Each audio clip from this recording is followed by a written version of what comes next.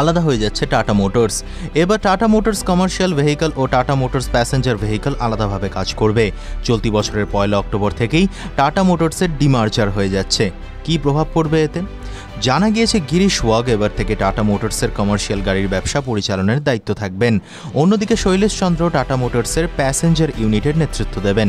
আসলে tata motors তাদের commercial vehicles বাকি ব্যবসা থেকে আলাদা করে দিচ্ছে। এবার থেকে কমার্শিয়াল ভেহিকল ও প্যাসেঞ্জার ভেহিকল আলাদাভাবে পরিচালিত হবে। প্যাসেঞ্জার ভেহিকলের অধীনে ইলেকট্রিক ভেহিকলও থাকবে।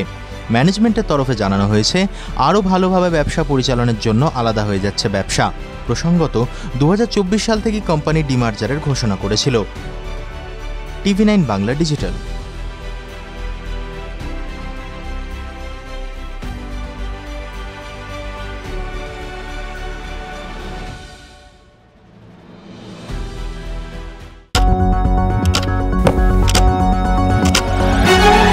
রাজনীতি শুধুই কি রাজার নীতি?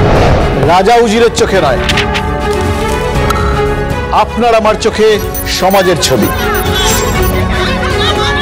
কঠিন কথা সহজভাবে না বললেই নয়। প্রতিদিন রাত 9টায় TV9 বাংলায়। TV9 বাংলা না দেখলেই নয়।